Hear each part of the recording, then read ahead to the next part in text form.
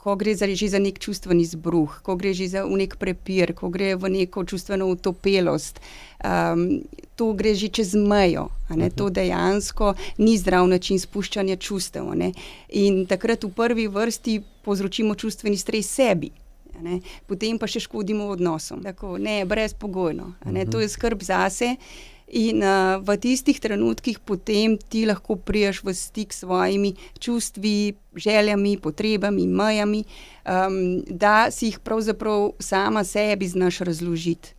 Ker ne moreš in ne znaš tega razložiti drugim, če nisi sam v stiku s tem. To, kar se pač nam je zgodilo kot v otroštvu, pač kot otroci tega ne znamo predelati, to se vtisne v nas v obliki neke rane, nastane neka travma. In zdaj pač to, če tega ne zavestimo, če si ne dobimo pomoči, če tega ne spuščamo, ne zacelimo, z tega potem tudi ponavadi mi delujemo.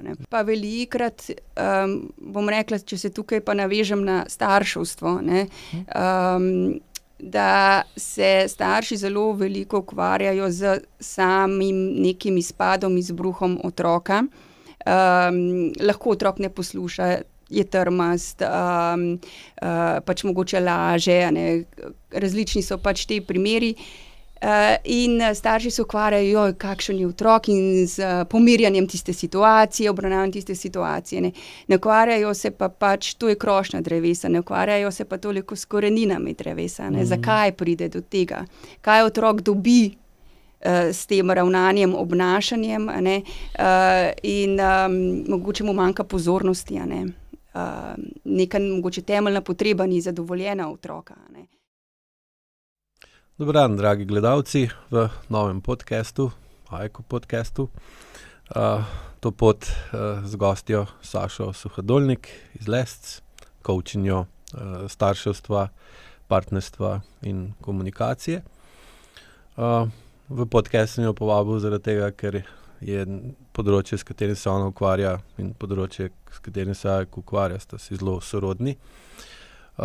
In seveda me zanima, na kakšen način ona uči, pomaga ljudem biti boljši starš, boljši partner, biti boljši v komunikaciji, ki je, te, ki spremljate Ajko, veste, da je ključ do manj nejasnosti, manj zmede, manj težav, nižjo entropijo, kot bi mi rekli. Tako da lepo pozdravljena v današnjem podcastu. Hvala lepa za povabilo. Prosim. In upam, da vam bova skozi podcast v bistvu predstavlja podobnosti ali pa tudi razlike v pogledih na isto področje, ki ga Ajko smatra kot najbolj pomembno za boljšo prihodnost ljudi ali pa recimo Slovencev, ki večinoma gledajo ta podcast, in ljudi na splošno, ker kot vedno več ljudi vidi in ve, je tako starševstvo kot partnerstvo, kot komunikacija v globoki krizi, ki se sama od sebe ne bo uredila, zato je potrebno v bistvu usmerjati čas in pozornost ter razvijati znanje in učiti ljudi več o teh procesih, da bojo lahko tisti, ki to želijo, ali morajo biti, ali pa lahko so boljši najprej do sebe, potem boljši do partnerja, s katerim so, nato boljši starši, vse skupaj pa skozi boljšo komunikacijo. Teda, še enkrat pozdravljena in bi prosil, če lahko poveš kaj več o sebi, da ljudje, ki te še ne poznajo, čeprav mislim, da takih ni veliko, vedo, kdo si. Tako da, izvoli. Hvala lepa. Jaz se ukvarjam s tem področjem, bom rekla, iz mojih lastnih izkušenj, znanj, ki so me potem pripeljala na to pot, da danes pomagam, podpiram starše in da delam na odnosih. Tudi sama sem prehodila eno težko pot, pa hkrati za katero sem zelo hvaležna, ker me je pripeljala do sem. In sicer imela sem težko življenjsko izkušnjo, res eno težko leto, Takrat sem imela nepričakovano zanosila z dvojčicama, imela težko nosečnost, urgenten porod, rodila sem nedonošeni dvojčici, ki sta bili 2 meseca v bolnišnici, torej ogromno enega stresa, res na začetku nekega družinskega življenja. In potem takrat s sedanjim partnerjem tudi začela graditi dom, nekako sem imela vizijo za življenje. In ko sta prišli končno domov, sem pač si želela, da zdaj pa bo to, zdaj pa zaživimo kot družina. Ampak ko sta bili stari pol leta, je takrat moj partner odšel na poslovno pot, na kateri pa je žal doživel možgansko kap, ki je bila zanj usodna. In tako sem v bistvu ostala v najbolj ranljivem obdobju kot nova mama, sama z nekimi ogromnimi bremeni, ki so padli name. Tako da je bila tista res težka izkušnja, ogromno nekih strahov, seveda žalovanje, čustvena izguba, potem kako poskrbeti za punčki, da bosta oni dve v redu, da bom jaz v redu, kako organizirati vse si zdaj življenje, ustvariti novo vizijo za življenje. To je bil proces, to je bilo ogromno dela na sebi. In kar neko obdobje sem potem, bom rekla, ko sem se nekako tudi finančno opolnomočila, sem potem izbrala vlogo mame. Torej, da bom mama za neko obdobje, zato ker nisem želela, da moji punčki še mene nekako doživljata v neki polovični vlogi, če bi bila odsotna zaradi dela. Res pa je, da sem potem se v tistem času posvetila sebi, osebni rasti, ogromno izobraževala, pomagala brezplačno drugim, ki so se začeli obračati name, tako da na nek način sem že živela to vlogo, ki jo še danes živim, ampak kljub vsemu sem pač lahko ohranjala to ravnovesje, ker sta me pač punčki potrebovali. In tudi skozi to res obdobje starševstva, lastnega starševstva sem spoznala, kako pomembno je, da mi znamo opolnomočeno komunicirati s sabo v odnosih in še posebej z otrokom. In da ne skrivamo našega počutja, da se pogovarjamo, seveda pač letom primerno, ko gre za otroka, ampak da bom rekla da otroka tudi opolnomočimo, ker bo pač tudi doživljal nekatere stvari v življenju, ki bodo težke zanj, in da sem jaz lahko zgled pri tem, kako se soočati s takimi situacijami in pa pač tudi predajati neka orodja, metode, načine potem tudi drugim staršem, otrokom. Tako da je bila to neka zahtevna pot, me je pa potem pripeljala do tega, kjer sem danes, in potem tudi ogromno nekih certifikatov sem pridobila.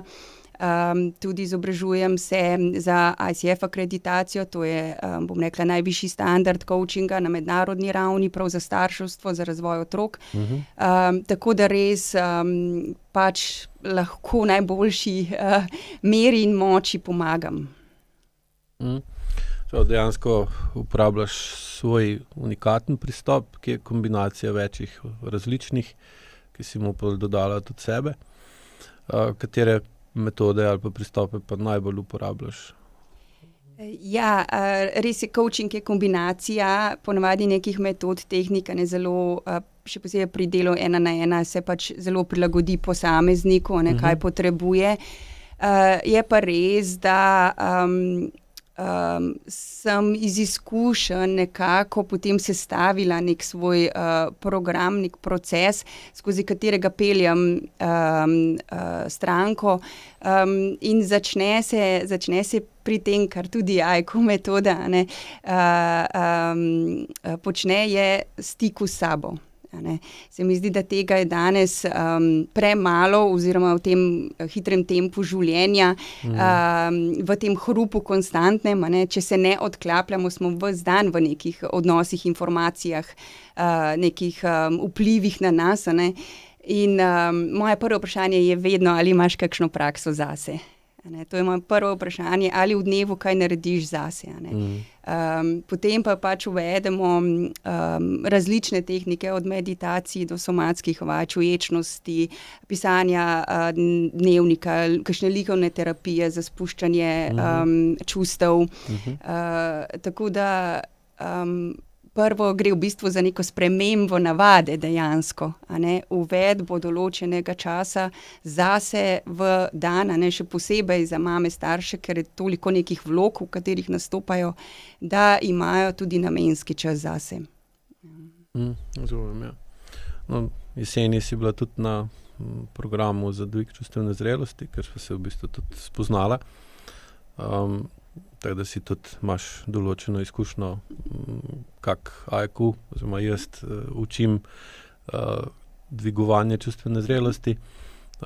Kak je bil tvoj, recimo, taken splošen vtis ali pa to prvo doživetje pristopa?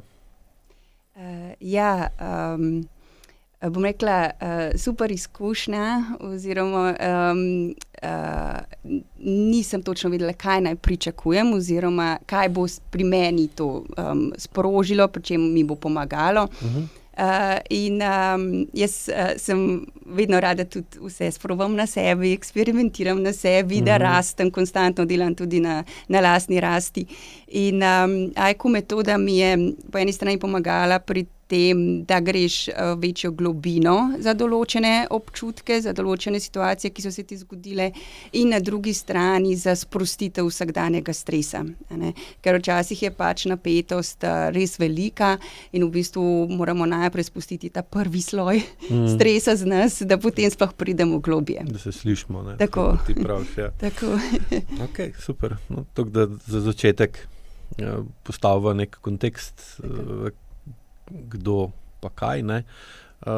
Pripravil sem več vprašanj, s katerim bi rad, da obdelava določeno področje, s katerimi se v bistvu oba ukvarjava, ne. Ti boš povedala svoj del, jaz bom pol tudi nekaj povedal iz vidika AIQ metode. Večino gledalci, sploh te, ki gledate podcaste, redno že poznate, ampak zraven paše, ne. Tako da bojo dobili oboje, kar pripomore širitvi pogleda in tudi pa lahko, kaj iz širitve pogleda se da iti pa pol tudi v globino, ki pa pol šele da neko uporabno vrednost pa spremembo, ne.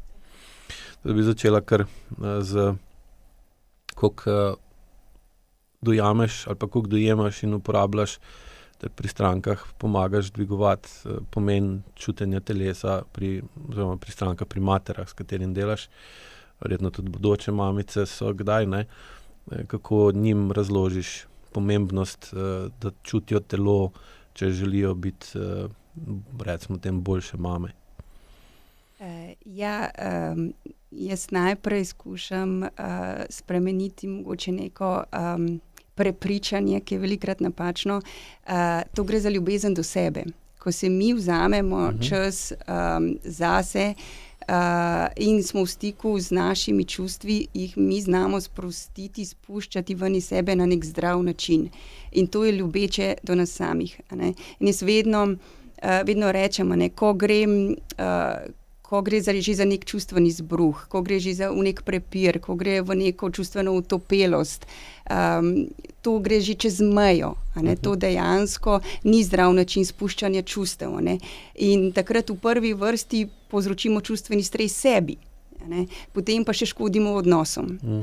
Tako da najprej je nekako sprememba tega prepričanja, zakaj bi jaz to sploh zase počela.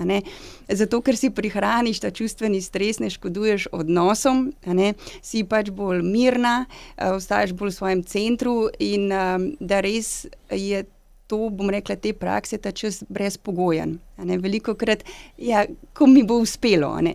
Če bom imela čas, Tako, ne, brezpogojno.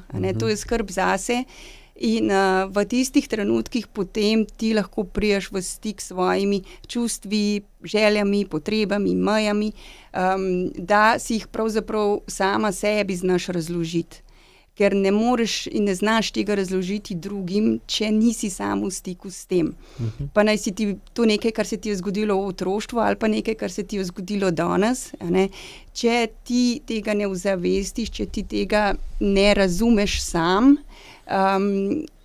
pač deluješ iz tega v prvi vrsti na nek destruktiven način v odnosih, ne? In v drugi vrsti ne znaš razložiti sebe na nek opolnomočen način drugi osebi. Ne? Tako da najprej to prepričanje, zakaj je to pravzaprav dobro, ne? Za nas same, pa za naše odnose. Kako se to sprejmejo, ko jim to razložiš? Načeloma verjetno se vsi strinjajo, ne? Se vse strinjajo. Kakšni so pa izzivi v praksi? Velikokrat je mamam res motivacija otrok, a ne, biti boljša mama. Tako da pač to je ena motivacija, tudi meni je bila, a ne, še vedno je. Drugi del je pa pač motivacija zase. Zase to narediti, zase zaceliti nekatere rane, a ne, zase zaživeti bolj umirjeno življenje. Tako da v bistvu ta kombinacija, ne. In saj si to želijo, ponavadi so, bom rekla, tudi moje stranke imajo že veliko mero nekega samozavedanja, ne vejo pa, kako še določene stvari spraviti v prakso, ne, in pri tem pač pomagam. Kako pa opaziš vpliv pomanjkanja časa pri mladih mamicah ali pa bodočih mamicah na to odsotnost povezave ali pa vpliva telesa na njih? Tukaj gre za postavljanje prioritet, a ne, v življenju. Pač mi izbiramo, na veliko stvari v življenju imamo nadzor, a ne, in tukaj pač tudi dejansko začnem pri mojem delu, najprej poglejmo v dan, kje ti najdeš ta čas. In lahko ga najdemo, a ne. Imamo tudi kakšne razvade, imamo tudi kakšne stvari, ki jih radi raztegnemo nepotrebno in tako naprej, in tam se najde ta čas, a ne. In potem tam začnemo, dajmo opomnike, dajmo, a ne, to, da začnemo dejansko delati na tem takoj naslednji dan, a ne, da se počasi postopoma uvaja sprememba. In sčasoma potem to postane del tvojega življenjskega stila. Ja, se pravi, koristne navade. Tako. Ja. Glih za te vprašam, ker v praksi vidim, da recimo pri mladih starših ali pa še posebej mamah, ne, je ravno ta pomanjkanje časa tisti ključen faktor, ki jim onemogoča, da bi upoštevale telo, ne. Predvsem zato, ker telo ni navajeno sploh žensko telo na hitro življenje, na hitro delovanje, in zdaj, če hočeš, da bolj čutijo telo, bojo neminovno začutile, da prehitevajo. Kaj pa zdaj? Ne? Kaj naj zdaj naredim? Ne? Ker v bistvu največkrat kako naj ohranim sedanji način življenja, pa odpravim kronične posledice sedanjega načina življenja. Ne? In pa pride do paradoksa, da pač ne gre. Ne? Rečeš, prosim, počakaj. Ne, velikrat mi rečejo starši, pridejo pod stresom iz službe, a ne, in priteče otrok in pač stresajo tisti stres na otroka. Ne. In jaz vedno rečem, ni treba, da je tako. Prvič postavljamo meje med vlogami in se lahko že mi vmes malce odklopimo, če imamo določene tehnike, lahko dihalne, meditativne, kakršnekoli. Kot drugo pa, ko pridemo domov, če smo v stiku s našim telesom, z našim počutjem, ne, tudi če otrok priteče do nas, lahko mi rečemo, prosim, počakaj, jaz rabim nekaj trenutkov zase, potem pa se ti posvetim. In se umaknemo in spustimo stres iz sebe in potem pridemo nazaj do otroka in ima otrok več od nas, kot pa prej. Ne? Tako da se da in tudi otroke na tak način mi učimo potrpežljivosti, a ne, in da počakajo, pa hkrati potem mi izpolnimo potem svojo obljubo in pač mu namenimo to pozornost. A ne. Tako da tudi pač te neki, bom rekla, triki pri času, a ne, se dajo uvesti v življenje. Ja, koristna zadeva. Da, kot recimo pravi, ko jo gledamo pa na to predvsem iz razlik v telesni strukturi med žensko pa med moškim, in ko recimo proučuješ znanost nevrologije, kak je živčen sistem kot celota, kakšne so razlike med moškim in ženskim živčnim sistemom, vidiš, da dejansko je funkcija ženskega živčnega sistema takšna, da telo močno vpliva na ne. In pa tudi razumeš že tisto, kar so v antični Grčiji imeli definicijo, da pač glavna razlika med moškim in med žensko je bila, da pri ženskah telo bolj vpliva na kot na telo, pri moškem pa, da more bolj vplivati na telo, kot pa telo na Zdaj, pa ko to njihovo, recimo, izkušnjo poveže z sodobnimi odkritji delovanja živčnega sistema, vidiš, da to paše skupaj, In pol pa iz prakse vidim, da pomanjkanje časa onemogoča ženski točno to, da telo dovolj vpliva na njen da bi se zavedala, kakšno je dejansko stanje tako nje kot matere, kot otroka, ki je od nje kot matere, od nje odvisen, sploh v prvih 2-3 letih življenja. In zato recimo je ta poudarek pri našem učenju glih ta, da ima pomanjkanje časa še veliko bolj dolgoročno škodljive vplive, kot si ljudje želijo ali pa kot si želimo priznati ali pa dovoliti, ker pa pride pa do tega, da ko začneš razumeti, kakšni so te dolgotrajne škodljivosti, da dobiš dovolj visoko motivacijo, da nekaj spremeniš, ker je pa zelo težko to spremeniti glih zaradi tega, ker je celoten sistem spimpan, da imamo čim manj časa. Ja, tukaj gre za sprejemanje neke odgovornosti, če se pač odločimo, da bomo starši, da se zavedamo, kaj to pomeni. In ja, pač saj za neko obdobje neke lastne ambicije mogoče ne moremo razvijati do take mere, kot pa če smo brez otroka, ampak to je pač sprejemanje te vloge. Še vedno se lahko najdejo kompromisi, ni treba, lahko, jaz sem tudi živela sebe, ne v obliki podjetnice, ampak vseeno, sem živela neke svoje, bom rekla, darove, znanja delila, pač na drug način, Tako da se najdejo lahko rešitve, da ni preobremenjenost prevelika, pa tudi, da ženske, še posebej kot mame, ne stopajo preveč v moški čevlje, kar se danes res pogosto dogaja.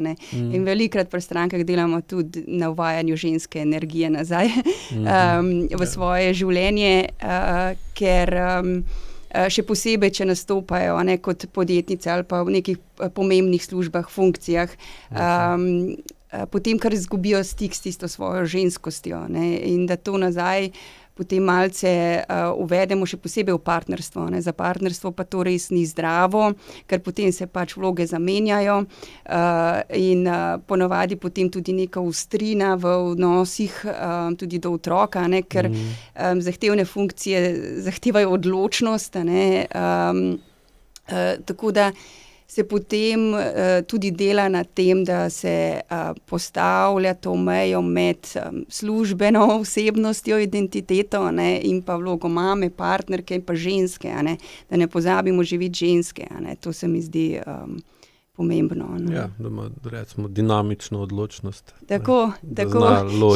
Še vedno vodja v družini na nek način, še vedno, ampak hkrati tudi z veliko mero mehkobe, sočutja, poslušanja.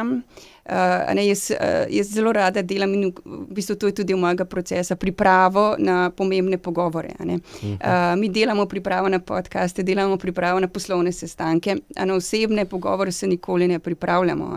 Dejansko so velikokrat tako, da je televizija prižgana, otrok zraven leta, telefon piska in takrat se nič ne reši. To niso neki konstruktivni pogovori. Kako izpeljemo nek opolnomočen pogovor osebni, da mi dosežemo nek rezultat. To pa naj si bo s partnerjem, z otrokom ali pa kakšnim drugim družinskim članom. Da je potem to produktivno in smiselno. In tudi tudi to lahko uvedemo. Jaz imam pač v okviru moje družine, mi imamo vsaj tedenske družinske pogovore, se vsi usedemo za mizo, se pogovorimo, o čem, kaj se pač dogaja, kakšne so želje, potrebe, če ima kdo kaj za izraziti, kakšne skrbi, kakšne velike odločitve, ki se tičejo vseh. In tako se ustvarja nek varen prostor, v katerem je vsak član slišan in upoštevan. Ker pač velikokrat se tudi v tem tempu zgodi, da kakšen član preprosto ne dobi dovolj pozornosti, se lahko počuti ignoriranega in tako namensko ustvarimo nek čas, kjer pa je lahko vsak slišan pa viden. Ja, to je izjemno pomembno. Ja. Sam spet rabiš čas. Pa tam je tudi problem, da pa lahko slišiš stvari, ki ti niso všeč, in jih pol moraš nasloviti, obravnavati, urejevati, in če imaš preveč vsega, je pa najbolj praktično, da tega ne slišiš, ne zveš in pa lahko ustvariš iluzijo, da se ni tako slabo, ali pa bo že nekako, samo v resnici se pa pol vedno bolj povečuje dolg, ker kršiš zakon časa in ne urejuješ problemov takrat, ko je to najbolj učinkovito, in to je čim prej. Tukaj je zelo odvisno tudi od tega, kako ti skomuniciraš te stvari. Ponavadi gre tukaj za obtoževanje, potem kazanje s prstom, sodbo, in seveda druga oseba gre v obrambo oziroma napad nazaj. Akcija, reakcija. Tako je. In tukaj se potem učimo skomunicirati sicer sebe, ampak najprej s tem, da pokažemo, da drugo osebo razumemo, spoštujemo, vidimo dobre stvari, damo kakšno pohvalo in potem gremo, ampak veš, tole pa me je zabolelo. In na tak način malo pripravimo drugo osebo, da ostane bolj, bom rekla, v nevtralnem počutju, ne toliko v reakciji nazaj, in mi pa vseeno izrazimo sebe. In potem iščemo neke kompromise. In smo pri tem potem tudi zgled otrokom, na kakšen način izražamo sebe, na kakšen način komuniciramo. Tudi v katerikoli situaciji. Velikokrat želimo neko spremembo, ker želimo drugačen odnos imeti do našega otroka, ker mi recimo nečesa nismo imeli.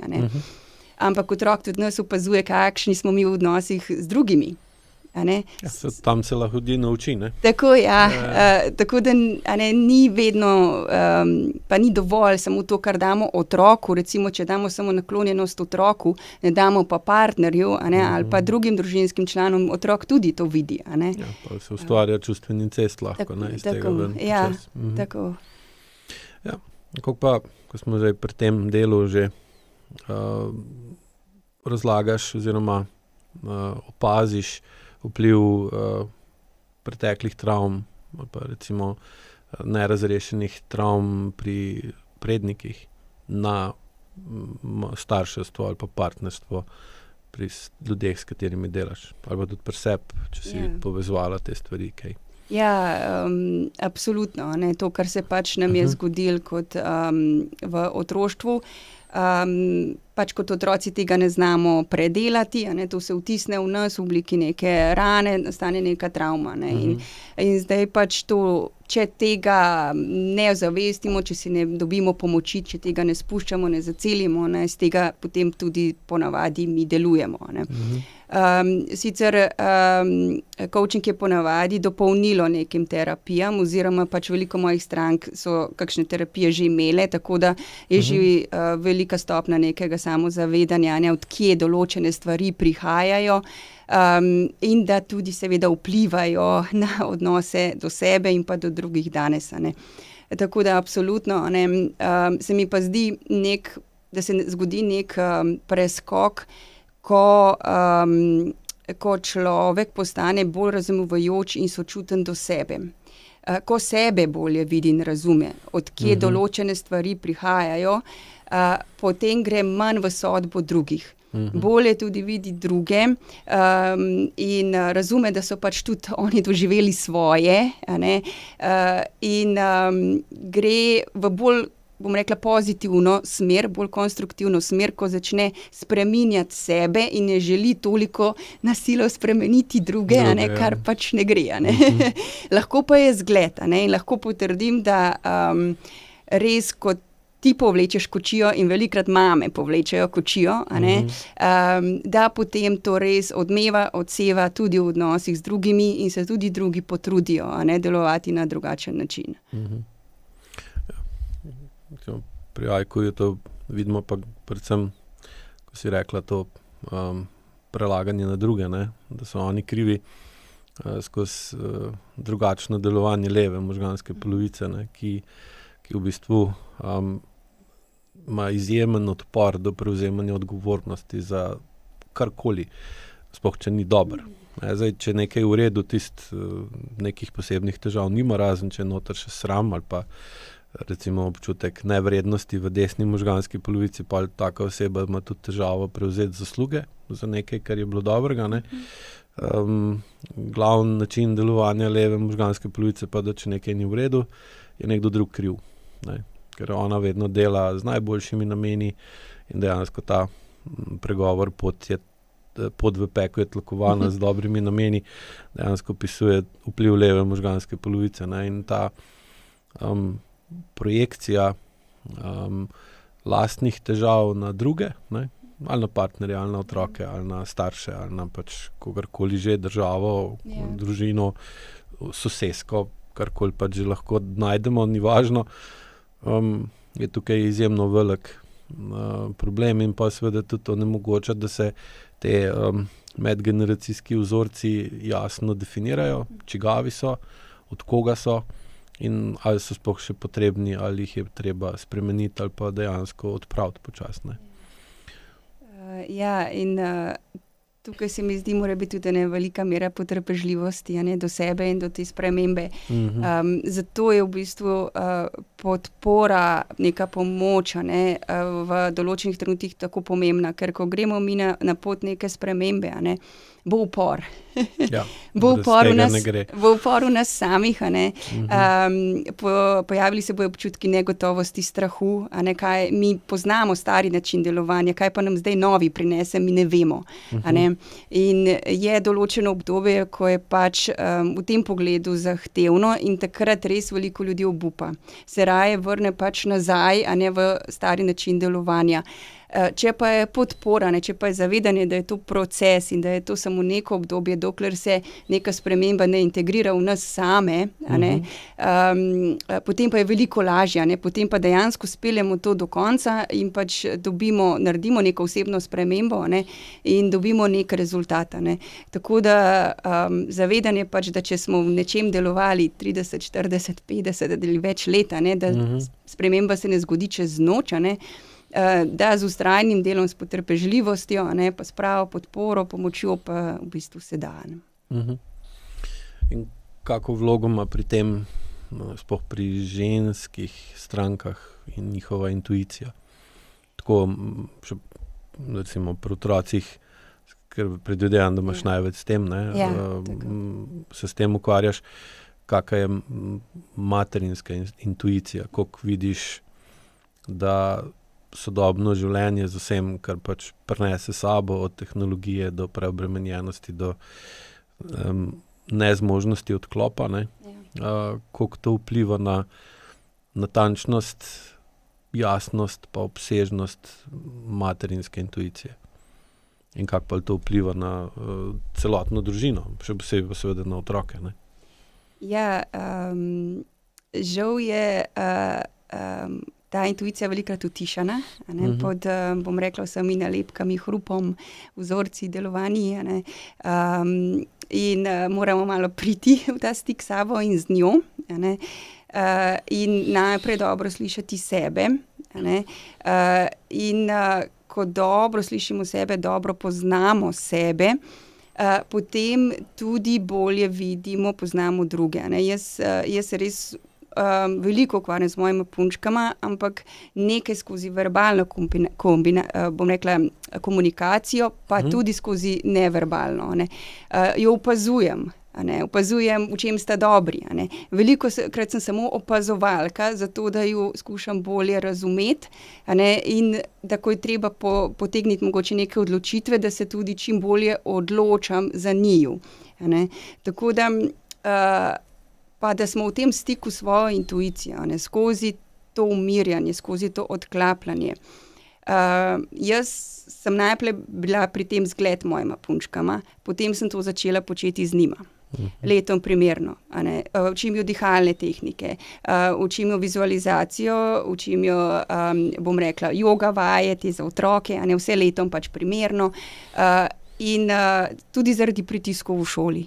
Saj niso samo doma situacije, so pač tudi v šoli. Koliko so pa stari? 8 in bom rekla, zadnje pol leta opažam, da sta to začeli delati sami. Recimo se pač peljemo iz šole, sta utrujene, zaprete oči, sklenete roke, mama, meditiram. In se za 5 minut odklopita. In to je tisto, če smo potem konsistentni nekaj časa, delamo z otrokom, potem to otroka opolnomočimo in začne to delati sam. In to je tisto, recimo, kar je tudi na moji poti velikokrat meni zmanjkalo, pač določene veščine za življenje, in kako se opolnomočiti, tudi za večje življenje v ravnovesju, in pač to predati, bom rekla, tudi naslednjim generacijam. In s čim je najbolj povezana ta kvaliteta te intuicije iz tvojih izkušenj? Kaj najbolj vpliva na njo? Ja, jaz bi rekla, da je zmagovalna kombinacija pravzaprav kombinacija intuicije, znanja in izkušenj. Ker mi lahko dobimo nek intuitivni uvid, ampak če mi ne vemo, kako to zdaj izpeljati na podlagi tega uvida v našem življenju, neko odločitev, potem pač tudi ne bo nekega optimalnega rezultata.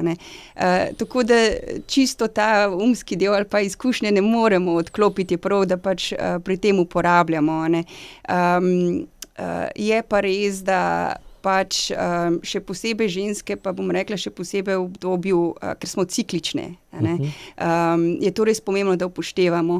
In prav tisti najbolj neprijetni dnevi, so priložnosti za največje uvide. Ko sem jaz to spoznala, v bistvu sem začela ceniti, bom rekla, obdobje menstruacije in podobno. In ker ti pač res da ta stik s sabo, ti povečan stik s sabo in svojo intuicijo. Saj potem v drugih ciklih smo bolj produktivne, bolj energične, ampak tisto je pa res obdobje, ki je dobro, če ga namenimo temu. In se potem lahko iz tega prostora tudi bolje odločamo za svoje življenje. Ja, vidim tudi, da je že vedno bolj se to razumevanje menstruacije pri ženski kot del njenega življenja, ker mora iti v neke vrste depresijo, da je potem lahko v vseh ostalih dneh, ko nima menstruacije, manj, recimo, depresivna, manj utrujena, manj raztrešena, bolj zbrana, bolj učinkovita, da se vedno bolj to prebija v ospredje. Recimo, ko sem na začetku delal tudi s športnicami, je bilo prepričanje, da je menstruacija pri teh športnicah nekaj, kar je treba čim bolj zmanjšati, čim bolj omejiti. Določeni trenerji so celo delali na način, da so treninge prilagali tako, da so imele športnice čim manjkrat menstruacijo. Imel sem primere, ko so imele recimo 20 let stara ženska, imela 3-krat na leto menstruacijo in to je bilo pač, da to je v redu, ker je manj moteče. Ne moti ritma treningov, tekmovanj in vseh teh stvari. Zdaj pa dejansko so začeli ugotavljati, da pa je to dolgoročno, kratkoročno je mogoče res tako, dolgoročno pa ni. In seveda, če menstruacija ni optimalna, je skoraj nemogoče pričakovati, da bo pa intuicija pa optimalna, in sploh materinska, ki je še toliko bolj, mora biti še toliko bolj globoka, zaradi tega, ker dejansko mora čutiti otroka, ki ni več v njej, ampak je zraven nje, ni isto. Ja, in jaz imam tudi punčki, tako da jo dejansko tudi učim, da si boste znali v tistih dneh malo bolj ustaviti, malo bolj vzeti čas zase, ker tudi te dnevi so veliko bolj naporni, če si takrat naložimo preveč stresa in opravil. Potem imamo manj tolerance, več izbruhov, težje je vse skupaj, bolj smo utrujeni. Tako da tudi tukaj komunikacija, tudi da jaz vedno rečem, naj si partner tudi zapiše v koledar, kdaj ima njegova partnerka menstruacijo, zato da je lahko bolj podporen pač v tistih dneh. Da razume, zakaj, mogoče pridajo določene stvari ven, ali pa da ji še sam, če vidi, da se ne ustavi, da ji je podporo, glej, boljše, daj bom jaz to namesto tebe, pa se spoči. In zaradi tega smo v bistvu mi lahko mame. Pač to je nek dar, in je pa res pač, da si takrat moramo malo postaviti meje temu hitremu tempu pa produktivnosti. Ja, ker sploh intuicija je en tak, recimo, proces, ki rab čas, pa rab mir.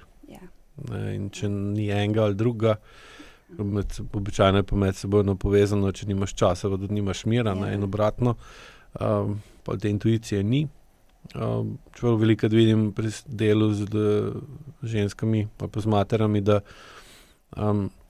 predvsem zato, ker je intuicija močno povezana s vzorci, ki so jih dobile od svojih mam, da če je bilo materinstvo njihovih mam neustrezno, ker je bilo pa recimo v 70-ih ali pa 60-ih letih prejšnjega stoletja je bilo materinstvo zelo drugačno, kot danes gledamo. In je bilo verjetnost, da ste imeli ustrezno, da je imela vaša mama, če ste bili rojeni takrat, ustrezno materinsko funkcijo, zelo nizka. Taka, da pa niti nočijo, pa se bojijo to intuicijo čutiti, ker jih je strah, da bojo bile take mame, kot je bila recimo njihova mama. In pa to intuicijo poskušajo predrugačiti ali pa popačiti ali pa ustvariti neko novo intuicijo, ki pa ne izvira iz telesa, ampak iz zavesti. In pa ni točna. Ogromno smo tudi navajeni delovati iz uma, samo iz uma. In zato je tako pomembno, da pač odklapljamo, še takrat, da slišimo sploh naše telo, da slišimo intuicijo, da slišimo še druge dele sebe, ne samo um. Kako se pa ko sem proučeval, kaj delaš, je bilo videti, da pogosto poudarjaš pomen čustvene stabilnosti matere. Zdaj pa rajko mi smo pa v čustveni zrelosti, ker je v bistvu, mislim, da je eno te isto, samo malo drugačna definicija ali pa pristop. In kako pomagaš mamo obvladovati stres, pa najti ali pa ohranjati notranji mir, ki je potreben za čustveno stabilnost in da lahko na otroka vpliva na tak način, da je otrok ne pomaga biti čustveno nestabilna. Ja, jaz spodbujam k tem, da smo mirne vodje, družine. In da če pa nekje smo ves čas pod konstantnim stresom, preplavljene, preobremenjene, če imamo čustvene izbruhe, otopele, če ni komunikacije, nekaj ni v redu. Preprosto nekaj ni v redu. Nekaj v našem življenju v nas ni v ravnovesju. In prvi znak, če rečemo čustvene zrelosti in stabilnosti, je prevzemanje odgovornosti za to. Zdaj, ali to izhaja iz mene, ali izključno iz mene, ali pa če neka druga oseba v mojem življenju, ki mi povzroča ta stres, pa moram jaz postaviti neko mejo, skomunicirati, ali preveč dovolim zunanjim situacijam, da vplivajo name, in mi rušijo ta mir. Torej, v bistvu je na začetku neka identifikacija, kaj je pravzaprav tisto, kar ruši naš mir. Včasih pač ljudje, tudi mame, preprosto ne vejo, kaj je to, in se začne tam. A je to neka oseba, a so to moje stresne misli, ki jih ne nadzorujem. Nimam dobre čustvene samokontrole. Kaj je to? Šele potem se pač lahko gre v spreminjanje tega. postopoma, ponavadi pač to uvajamo po nekih koščkih, ker so to kar velike spremembe, ki jih zaradi upora ne zmoremo vse narediti čez noč. Ampak postopoma začnemo, bom rekla, umirjati, sproščati sebe, delovati iz drugega prostora.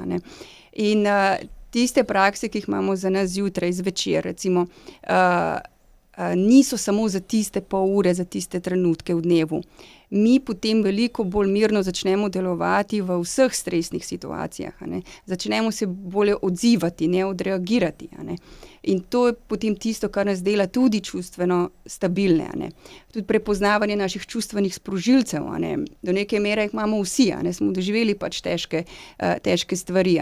Kdaj se nekaj zgodi, kako lahko takrat najbolje sebe umirim, se dam nazaj v ta steber, in sem mirna. In ko gre, bom rekla, za otroka, je pa zelo pomembno, da mi svoje počutje tudi skomuniciramo otroku. Ne da ga zdravimo z otrokom, ampak da povemo, glej, danes sem žalostna, ali pa danes se ne počutim dobro, ali pa da otrok tudi vidi, da so dovoljena čustva, da jih izražamo in na kakšen način se lotevamo tega.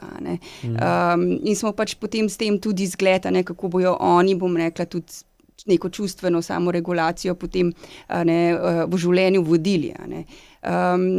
Pa velikrat, bom rekla, če se tukaj pa navežem na starševstvo,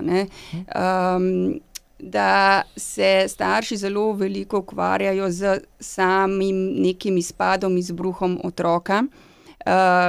Lahko otrok ne posluša, je trmast, pač mogoče laže, različni so pač ti primeri. In starši se ukvarjajo, kakšen je otrok, in z pomirjanjem tiste situacije, obravnavanjem tiste situacije. Ne ukvarjajo se pa pač, to je krošnja drevesa, ne ukvarjajo se pa toliko s koreninami drevesa. Zakaj pride do tega?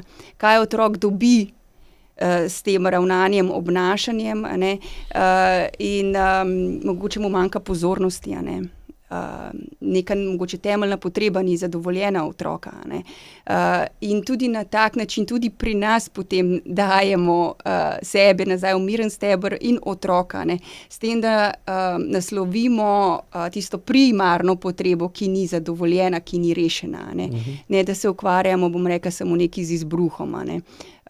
Tako da tudi na tak način. Ja, mi običajno predstavimo otroka kot ogledalo starša. Ja. In zdaj tisto, kar vidiš v ogledalu, se moraš pa vprašati tudi, kje to prihaja. Ja. Kdo povzroča ta odsev ogledalo, torej si to ti. In zdaj, če si ti vznemirjen ali pa takšen ali pa drugačen, pol otrok to začuti in pokaže. Ja.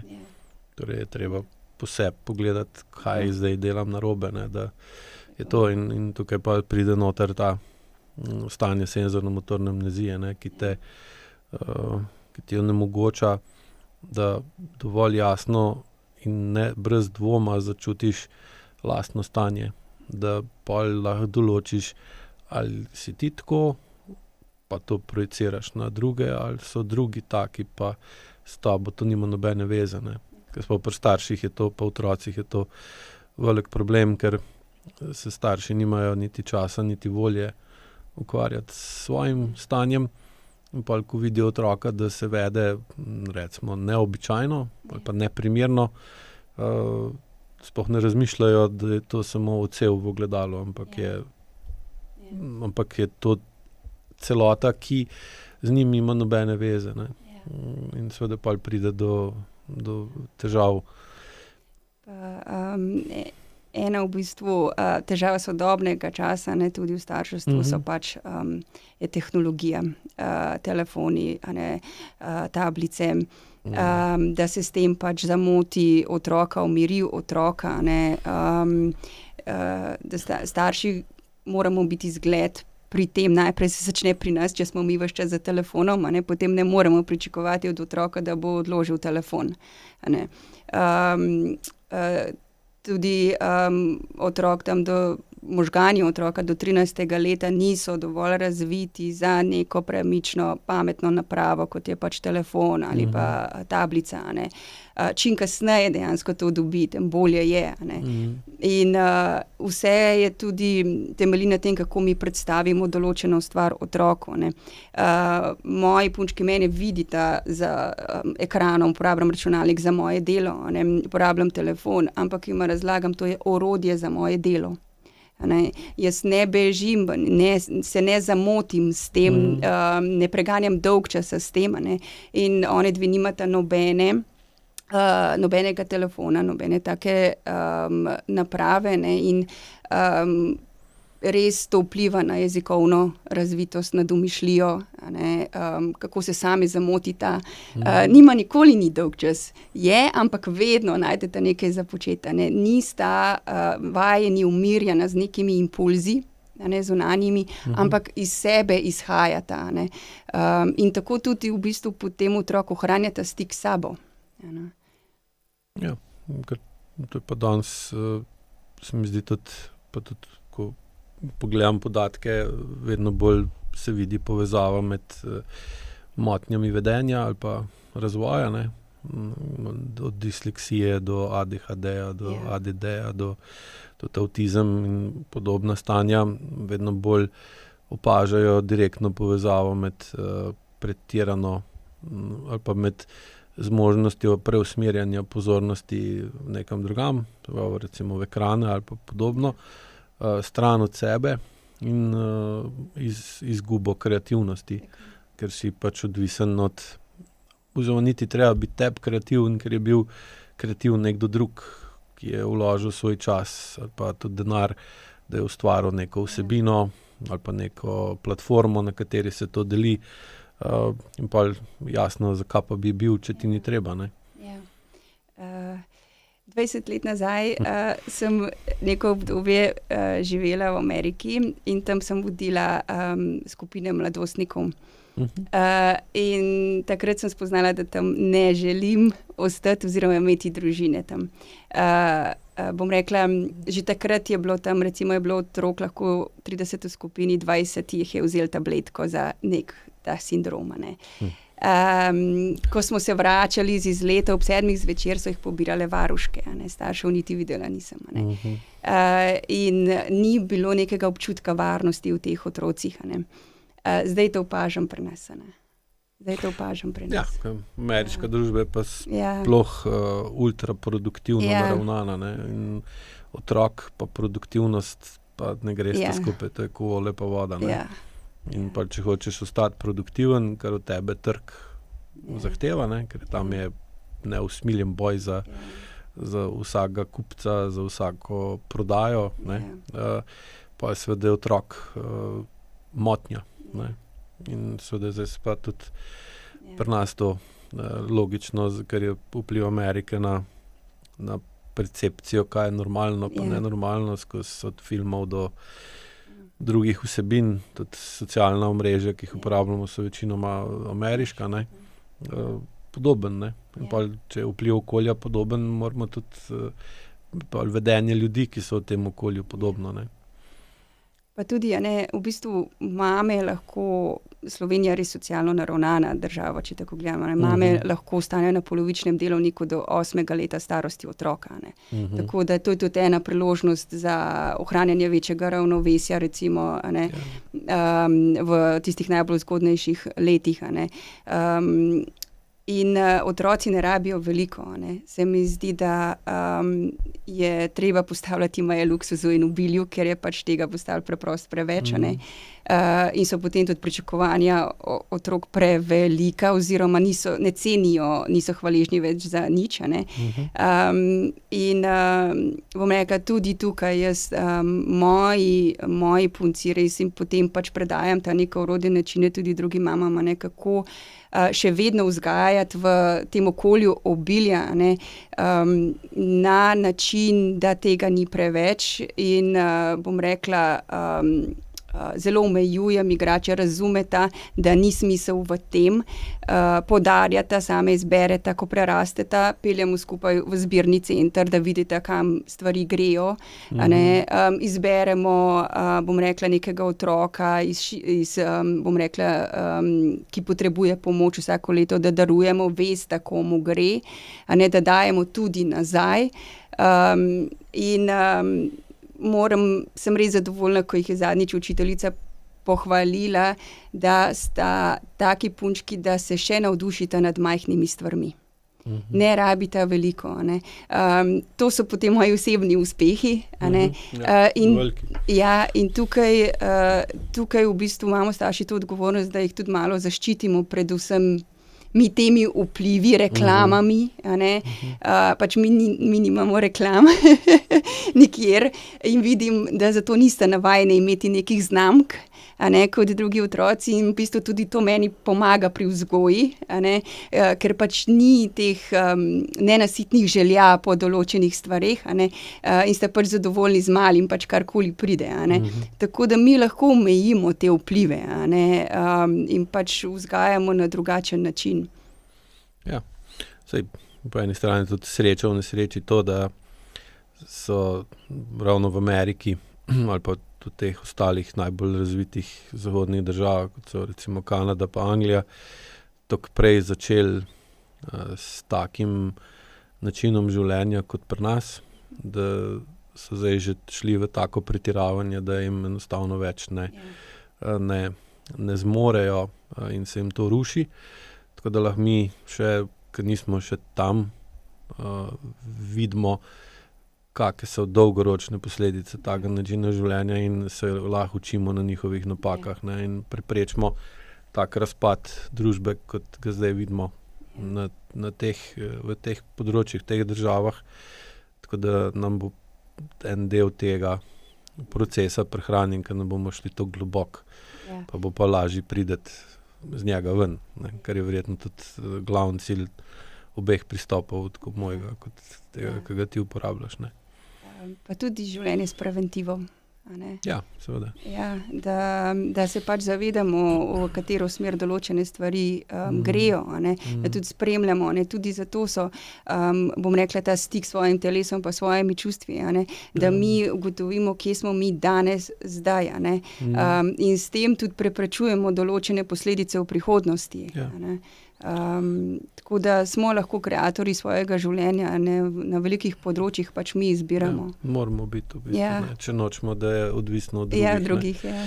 No, ampak se tudi glih to je, ne, ko enkrat z določenim pristopom si učinkovit v kurativi posledic, ne, in to okolica opazi, da ljudje, recimo, s katerim delaš, ne, so bolje, je potem vedno večja verjetnost, da bo marsikdo od njih šel v uporabo istega pristopa za preventivo. Tako. Ne, ker vidi, ta je to dela ali pa je delala in je zdaj boljš, zakaj ne bi jaz to uporabil že predno je prepozno ali pa pozno, pa bom pač tako lažje prišel ven, in več kot takih vzgledov, ne, večja je verjetnost, da bo to nekdo uporabil prej kot pa včasih, ne. In ko gledaš ali pa analiziraš stranke, s katerimi delaš, kako določaš vpliv njihovih preteklih vzorcev pa vpliva njihovih prednikov pa njihovih neurejenih zadev, ki so jih predali svojim otrokom na življenje teh odraslih otrok in potem njihove otroke. Ja, kot coachinja bolj delamo na zavestnem, na podzavestnem delu, tako da gre predvsem za neko kombinacijo, smo pač tudi kot coachi opremljeni za prepoznavanje, ko pridejo pač travme na dan, ne. Tako da se malce to delo tudi prepleta, ne. In smo pač skupek našega življenja, ne, vsega, kar smo doživeli. Velikokrat gre potem tudi za malce opazovanje oziroma pri coachingu odpiranje, ekspanzijo neke trenutne situacije, ne, z nekimi močnimi vprašanji, ne, zakaj tako deluješ, ne, zakaj tvoj otrok tako deluje, kje vidiš povezavo, ne, in potem pridejo neki momenti, ne, delujem podobno, ne, in potem se lahko začne, ne, delati na tem,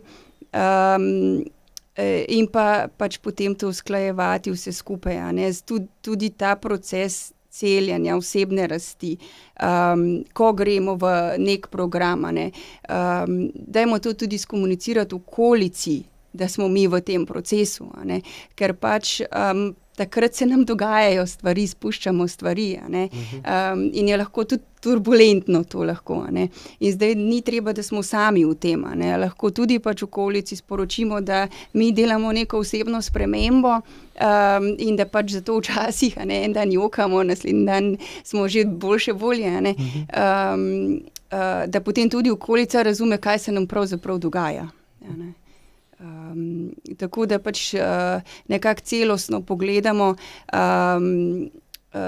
tudi kje, bom rekla, oseba je v življenju, a ne, če je kronično nezadovoljna, bom rekla, a ne,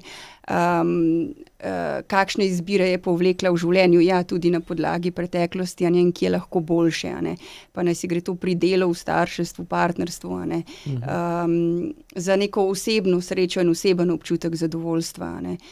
Tudi to je tista neka, bom rekla, duhovna komponenta, a ne, nek večji namen v življenju, nekje ga ti vidiš, kje si ti doprinos, znotraj svoje družine, znotraj skupnosti, a ne, širše, saj ni potrebno, da si, a ne, nek guru in ne vem kaj, ampak že znotraj svojih majhnih krogov, a ne, lahko ti spreminjaš svet, a ne, in da potem si ga nekako tudi osmisliš, a ne.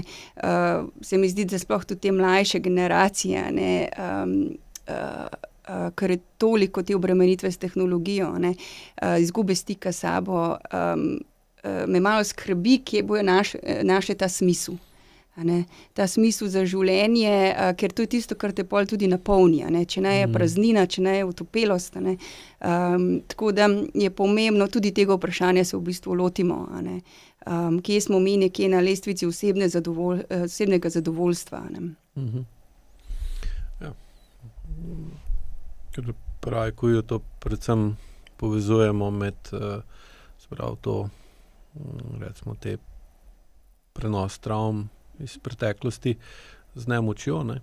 In ta nemoč je ravno nasprotno od opolnomočenja, ne, in je nenaravno stanje nemoči, čeprav je pa, če si žrtev ali pa če si se razvijal v neurejenih odnosih, polnih kroničnih travm, ne, ki jih niso opazili ali pa sprejeli ali pa priznali, šli v njihovo spremembo, ne, postane pa to okolje običajno takšno, ne, in potem ne moreš naprej, ne moreš iz tega ven in si prisiljen se adaptirati na tako okolje, kar pa za sabo vedno potegne spremembo mišičnih tonusov, spremembo oblike telesa, spremembo drže, pa mišični tonusi pa drža vplivajo na barvo glasu, na splošen vtis, na tvojo persono, na tvojo prezenco. Zdaj, ko greš v proces dviganja čustvene zrelosti pa nižanja senzorno-motorne amnezije, vedno bolj lahko opaziš, kakšen si, ne, in pol pride pa neka osnovna logika, pravi, ko je, da če ima nekdo kronične težave, ne, torej hoče in more spremeniti svojo prihodnost, ker pač kronična težava pomeni, da se bo ponavljala tudi v prihodnosti, če ne pride do spremembe. Edini čas, kjer je možno spreminjati prihodnost, je sprememba vedenja ali pa delovanja v sedanjosti. Pa vredamo pa do naslednjega koraka, in to je, da pa sedanjost pa v največji meri določa preteklost. Zdaj, če hočeš drugačno prihodnost, moraš drugače razumeti preteklost, ker če jo ne razumeš ali pa če je tvoje razumevanje preteklosti nespremenjeno, pol je težko dovolj celostno pa dolgotrajno vplivati na sedanjost, da dobimo drugačno prihodnost, sploh če na našo prihodnost vplivajo nerazrešene stvari iz preteklosti. Ne? Ja, in ogromno je tu, bi se navezala na besedo, mogoče nemoč in tudi držo. Ne. Ogromno je tudi, bom rekla, težav s samozavestjo. In velikokrat pač k meni pridejo stranke, ki že imajo zavedanje, ja, sem imela tako vzgojo, s strahom, spoštovanjem, s kaznovanjem, če sem spregovorila, izrazila sebe, nisem bila slišana, ignorirana. In vem, da zaradi tega ne upam spregovoriti, vem, da zaradi tega ne upam postaviti meje, vem, da zaradi tega predolgo časa čakam ali pa imam zamere v sebi. Vem, ne vem pa zdaj, kako naj to spremenim. In velikokrat je potem tudi drža, taka sključena, ni samozavestna, delamo tudi na drži, da sebe opolnomočimo, da si dvignemo to samozavest in da spoznamo, da ja, stvari, ki so se nam zgodile v otroštvu, niso bile v redu, niso bile prav. Kot otroci smo mi nemočni in je pač vedno potrebno, da bi tam bila neka oseba, ki bi nas zaščitila. In žal pač velikokrat ni tako. Ampak kot odrasli, imamo pa mi samo nemočnega otroka v sebi, ki ga moramo opolnomočiti. In tukaj je potem tudi ta povezava s čustveno zrelostjo, da mi spoznamo, da mi kot odrasli pa imamo to moč. Kot otroci je nismo imeli, kot odrasli jo pa imamo. In glih ta notranji otrok, se mi zdi, da ga sodobni pristopi velikokrat zlorabljajo, ker v bistvu moje mnenje oziroma izkušnja, da telesno odrasla oseba več ne bi smela imeti v sebi notranjega otroka. Ker potem pride do preveč nestabilne notranjosti, ki mu potem onemogoča, da postane, ko prej uporablja besedo steber. Zdaj, če je steber noter mehek, mora biti pa od zunaj toliko bolj trd, da še drži. Če pa noter tudi bolj zrel, pa bolj stabilen, je pa pol tudi zunanja trdota manjša in potem je taka oseba lažje čuti tako sebe kot druge. In kar ne pomeni, da ne zna biti vesela, razposajena, kreativna, imeti domišljijo, ker to ni povezano samo z otrokom. Otrok ima tega največ, ampak ni pa to ekskluzivno njegovo. In da če začneš odraščati tudi znotraj, pa zoreti, si dejansko lahko še bolj avtentičen, pa sproščen, pa spontan, kot če imaš notranjega otroka zaščitenega z debelim oklepom in ga ščitiš pred kruto okolico. Ko je pač neka reakcija z nekega čustvenega sprožilca, nezaceljenega otroka, takrat, jaz tako razložim, takrat v bistvu nismo avtentični. To ni naša avtentična narava, to je naš nezaceljen del. In šele ko potem to spoznamo, da mi kot avtentični smo mirni, smo samozavestni, smo odločni, znamo sebe izraziti, potem začnemo pač je proces celjenja, ampak hkrati tudi drugačnega delovanja v praksi, ko pač to pride to razumevanje. Pa tukaj, če se navežem na trdoto, mogoče se mi zdi izredno pomembno, da za partnerstvo, da če se ena oseba odloči za osebno rast, da jo druga vsaj podpre oziroma idealno, da zelo dobro. Ja, idealno, da se oba lotita pač tistega dela na sebi, ker sta oba zgled otroku, in tisto, kar pač velikokrat dajemo, recimo dotike, dajemo otroku, ker se zavedamo, da smo mogoče kot otroci tega dobili premalo.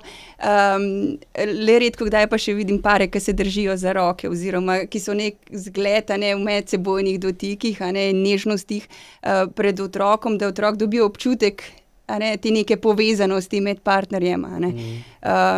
Tako da ta trdota je velikrat mogoče tudi ta ego, pri moških, potem težava, da se ne naredi nek skupen napredek, v odnosu. Nekaj lahko naredi človek sam, pač oseba sama za tisti svoj del, ki ga nosi, potem pa pač smo v odnosih, ki so vplivajo. Tako da tukaj pač jaz spodbujam še več moških, k temu delu na sebi. Ja, predvsem, ker sta itak soodvisna. Tako, ja. In tudi recimo, če starš ne dobi dovolj dotika od partnerja, bo pol ali premalo se dotika otroka ali pa preveč. Ja. V obeh primerih bo pol otrok v zlorabi, zaradi tega, ker je neučinkovit partnerski odnos ali pa ga ni. Da je samo en starš, ker je danes vedno več tega in je tam pol sploh zelo težko staršu vedeti, kje je meja ali pa kako uporablja dotik. Ja. Ker če mu recimo manjka noter v njegovi globini stika z drugo odraslo osebo, je ta primanjkljaj vpliva na njegovo presojo. In pol misli, da je vse v redu, v bistvu čez 15 let pa lahko zve, da je bilo tega preveč ali premalo ali pač na nek način. Jih sem imel nekaj tednov nazaj primer, ko je mama dejansko se hčerke pretirano dotikala in pol vedno bolj neprimerno dotikala. Hčerka pa je čutila, da to mama rabi in je pač to pustila in seveda se to pol z leti spremenilo v zlorabo. In pol je to povzročilo veliko težavo pri normalnem, oziroma onemogočilo njen normalen razvoj v odraslo osebo in potem je razvila tudi logično izjemno velik odpor do tega, da bi bila mati. In je pa zdaj prišla po pomoč, kako to, ker je to spoznala, da to ima, tudi skozi podcaste pa to, je začela povezovati te stvari in kaj naj zdaj naredi, da ta slabo izkušnjo njene mame ne ponovi, oziroma da ni edina rešitev, da ima otrok, zato da ne bo ponovila travme, da se da tudi ta vpliv teh preteklih travm postopoma zmanjšati in s tem dobiti drugačno prihodnost. Ja, mogoče se včasih čaka predolgo pri določenih zadevah. Tudi bom rekla, te trenutki, ki si jih vzamemo zase, so priložnost, da sebi tudi nastavimo ogledalo oziroma za samo refleksijo. Kje sem jaz v mojih odnosih, kaj funkcionira, kaj ne funkcionira, kaj lahko izboljšam. In tako v bistvu korigiramo sebe spotoma, ves čas. Nismo popolni, in ampak tudi v odnosih, pa so faze otrok, pa enkrat rabi en več pozornosti, drugič manj. Jaz imam enojajčni dvojčici, pa sta različna karakterja. Tako da ena rabi več tega, druga rabi več tega. Da sem ves čas pozoren na to, da ohranjam neko ravnovesje, da ne gre mogoče preveč v korist ene, ali pa da se kakšna čuti zapostavljeno, pa da ustvarjam podporni sistem, tudi v drugih odnosih. Danes je ogromen individualizma, izoliranosti, včasih je cela vas vzgojila otroke. Projekt celo vsi. Zdaj pa pač je te podpore skozi manj, tudi bom rekla, stari starši kot upokojenci so zelo zaposleni, pa so lahko, ne glede na to, kako gledamo na njihovo vzgojo, vse nek doprinos našim otrokom. Ampak tudi mi smo tukaj zgled, kako vodimo te odnose. Ali smo pač opolnomočen vodja naše družine, ali pa se še vedno bojimo očeta, imamo nerazčiščen odnos z mamo. To vse vpliva. Tako da pač neka zdrava mera samorefleksije na mestu. To je tudi, bom rekla, odraz čustvene zrelosti. Ja, to je pa spet povezano s samozavedanjem, pa s samozavestjo, pa samorefleksija, so vse ene in iste področja z rahlo malo drugačno perspektivo. In zdaj, če ne čutimo sebe dosti, ali pa se ne upamo čutiti, ker v praksi vidim, da je velikokrat problem tega ne samozavesti, strah pred očitki, ko samozavestno, pa ne v takem standardnem kontekstu, te besede poveš, da ti nekaj ni všeč pri nekom drugem, ki ti počne, ne, se v bistvu podzavestno zelo ljudje bojimo, da če boš to povedal, da boš pol dobil nazaj pa ogledalo, da ti pa meni počneš pa to, pa to, pa to. Ne, ker pa se moraš pa s sabo ukvarjati in pol vidim, da pol grejo v preventivo, da to do tega ne pride, tako da rajš ne povejo, kaj jih moti, pa so tiho, ne, zato da ne slišijo, kaj pa druge moti pri njih, ne. In se pa vse skupaj ustavi že na tem zelo zgodnem koraku, pa se pa čaka, da stvari postanejo tako hude, da ne moramo več biti tiho, ne. Samo tam je pa pol to izraziti brez zelo močnih čustev, ki so pa pol zaradi neprimerne čustvene zrelosti neučinkovito uporabljena, zelo težko, ne. In pol v bistvu požiramo, dokler ne izbruhnemo in pol je pa samo še slabše, ne. In ko smo pri močnih čustvih, kako pri svojem delu opaziš, da zadrževanje teh močnih čustev vpliva na starševski pa partnerski odnos? Imamo strahove pred to našo temo. Saj vsi jo imamo, pač ta nek nezaceljen del, pa bom rekla tiste naše lepe vrline, karakterne lastnosti. Prvi vrsti pač se nam tega ni treba bati, to je neko sprejemanje sebe v celoti, pač taki, kot smo in karkoli pač nosimo. Tako da bom rekla, vsa ta močna čustva, vsaj po mojih izkušnjah, pa izkušnjah strank, za neko močno jezo in takimi čustvi je velikokrat bolečina. Da je bolečina tisto primarno čustvo, ki ni izjokano, ko kot otrok nismo dobili, ni bila zadovoljena določena potreba, in nas to pač boli, in tega nismo izjokali, to nismo zacelili in skozi leta se je nabirala jeza, zamera, lahko gre potem to v sovraštvo. In tako da je treba priti do tega jedra, naše bolečine, kaj je bilo tisto, kar nismo dobili. In potem tisto, kar jaz učim potem mame, je, kako daš to sebi. To. Zdaj pač otroštvo je bilo, kakršno je bilo, tega pač spremeniti ne moremo. Zdaj od nekega ostarelega starša, lahko še mogoče dobimo to v neki meri, v celoti pa ne. In zdaj, kako to damo sebi, in tukaj je potem ta skrb zase, ljubezen do sebe, da sebe dobro poznamo. Jaz imam, bom rekla, v pisarni tudi ves čas balansiram sebe, imam tudi seznam stvari, ki mene takoj povlečejo ven iz nekega občutka nemoči ali pa stresa, ko se mi zgodi, da čim manj ustajam v tistem, da tudi vem, dobro poznam sebe, kaj meni pomaga, da se hitro opolnomočim, In potem pomagam pač tudi strankam ugotoviti, kaj njim pomaga, da se čim prej povlečejo iz nekega stanja, tako da se čutijo potem notranje vedno močnejše in da zmorejo,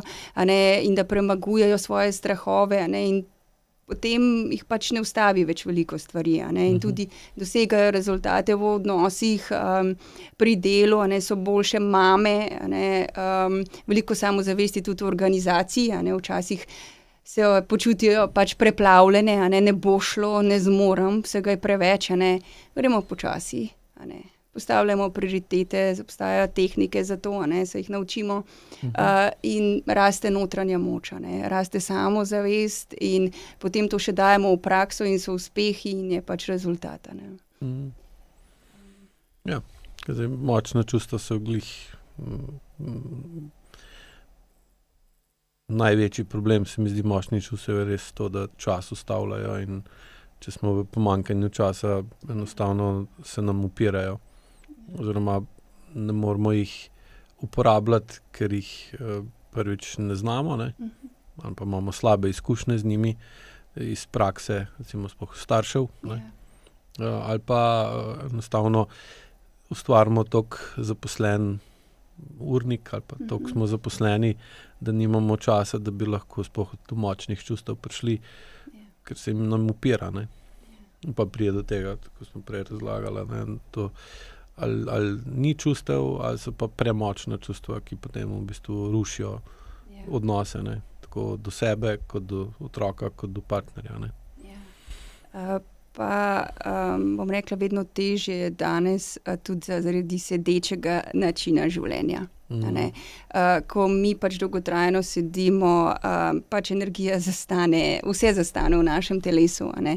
In danes sedimo pač v avtih, a ne, v službi, doma na kavču, a ne, toliko nekega sedečega položaja, a ne. To tudi ne pomaga pri tem, da smo mi v stiku s sabo in s svojimi čustvi, a ne. Tako da tudi pač nek zdrav način življenja, a ne, prehrana, a ne. Jaz sem tudi pri sebi opazila in pač tudi moje stranke vprašam, a ne, kaj ješ, kolikokrat ješ, kako hitro ješ, a ne. To tudi vse vpliva na tvoja čustva, a ne. Vrsta prehrane, a ne, koliko se gibaš, a ne. Tako da pač velikokrat vpelje v neko celostno spremembo življenjskega stila, a ne. Začnemo na čustvih, ampak potem se pa pokažejo še druge težave. Saj vidiva, da je v bistvu neka rdeča nit današnjega pogovora pomanjkanje časa, ne, ki vpliva na vsa ta področja, ne, in tudi še eno od področij, na katero pomanjkanje časa zelo vpliva, je dotik. Ne, kako, ker veva oba, koliko je dotik pomemben za odnos, ne. Tako dotik sebe, ali se rad dotakneš, ali se dotakneš sebe z nekim odporom, ne, ali pa še celo kakim bolj hudim čustvom, kot je gnus ali pa podobno. Seveda dotik ima pol pa tudi izjemno pomen in vpliv na odnose, ne. Kako pri svojem delu opažaš, učiš povečevati vpliv dotika na življenje strank. Je najprej do sebe, a ne, najprej do sebe, da znamo pač sebe potolažiti, objeti. Jaz vedno kot del neke večerne rutine rada priporočam negovanje sebe, a ne, na nek način, da sebe pocrkljamo. Potem pa tudi, da znamo sporočati drugim, koliko tega rabimo, a ne, ljudje smo različni, eni rabijo več, drugi manj. Pa mogoče, to pa jaz malo v okviru mojih predavanj rada povem, a ne, da če se ne dotikamo, če nimamo te intime, ne bomo več delali otrok, a ne. Dejansko mislim, da že od 90. leta naprej ostaja pač število Slovencev enako oziroma, a ne, kar na dolgi rok pač ni, bom rekla, ne vodi nikamor, a ne. In zdaj, če namenoma ne ustvarjamo te povezanosti skozi intimo in skozi dotik, a ne, potem tudi ne bo te želje, a ne, niti ne v bodočih mamah, da bi se odločile sploh za starševstvo, a ne. Tako da pač, ja, ovire so v času, ovire so v tempu, v financah tudi velikokrat, a ne, danes, pa tudi v izgubljanju te povezanosti v odnosih, a ne, tudi prek dotika. Dotik je eden izmed jezikov ljubezni, a ne, in tako da, ja, tudi tukaj lahko namensko mi ustvarjamo trenutke s partnerjem, a ne, večerne sprehode, recimo. Pač tako, kot si naredimo urnike za službene obveznosti, dajmo si narediti za domače, a ne, enako. Takrat je moj čas z otrokom, takrat je moj čas s partnerjem namenski, a ne. In potem se pač tega čim bolj, a ne, držimo, a ne. In tako potem, bom rekla, tudi ta povezanost v odnosu na dolgi rok, a ne, ostaja, tudi ko otroci odrastejo pa grejo, a ne. Takrat ostane partner, a ne. Tako da ja, in pač eden izmed načinov ohranjanja povezanosti je dotik, a ne. Najprej mogoče ozaveščanje pomembnosti sploh dotika, a ne.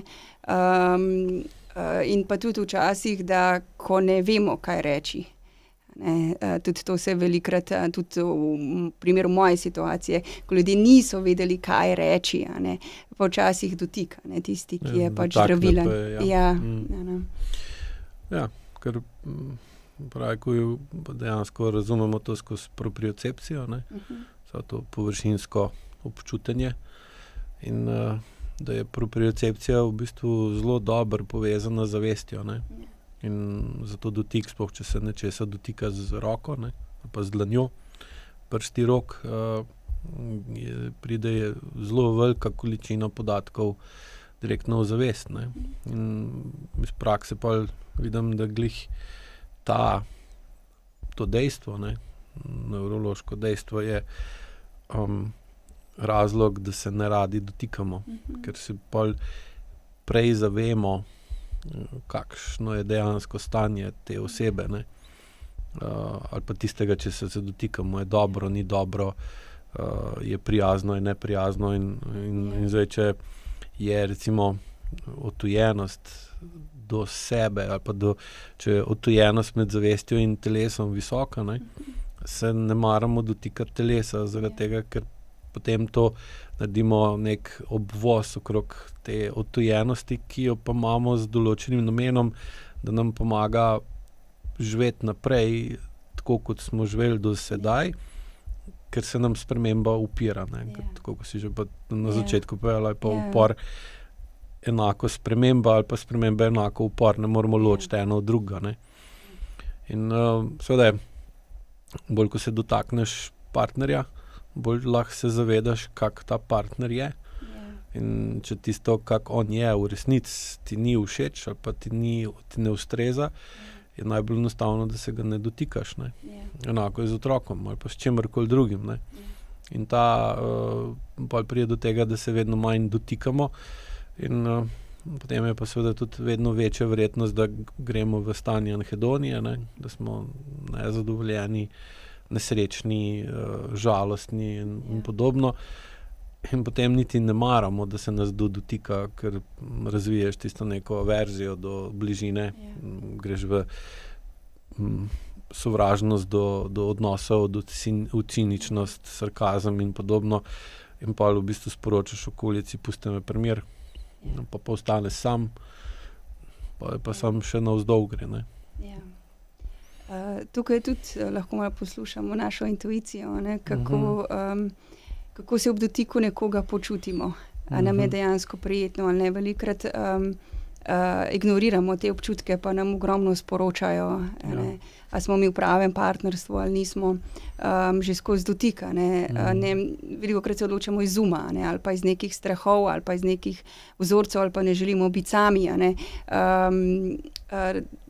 Takrat lahko tudi utišamo malo, naše telo poslušamo, a ne, pa tudi, da sebe spoznamo, koliko dotika, kakšen dotik nam pravzaprav prija, a ne.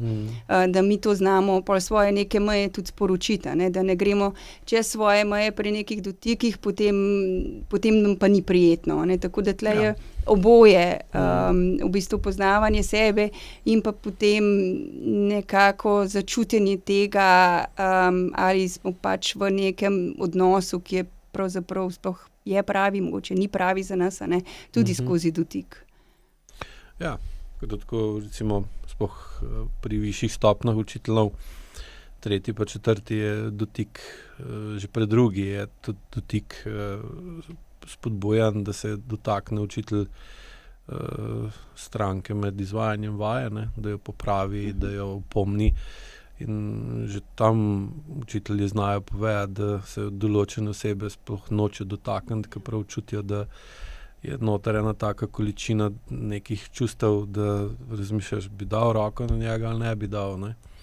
Recimo, ko delaš pa na mizi, je pa to še večje, ker je tam pa ne gre brez dotika in se osebe dotikaš lahko tudi pol ure ali pa še več, ne. In pa se mu skozi AIKO protokol še zmanjšuje napetost mišic, pa tiskamo noter potlačeno v trebušni votlini, v nogah, v prsnem košu, v srcu pride na površino in vse čutiš, ne. In ne sme se pa spet izolirati od njega, ker hoče skozi dotik v bistvu dobiti več podatkov, kaj je v njem, da mu pa lahko razložiš, zakaj je tako, ne, ker seveda razume pa tega, ne, ker je ločen od svoje notranjosti, ne.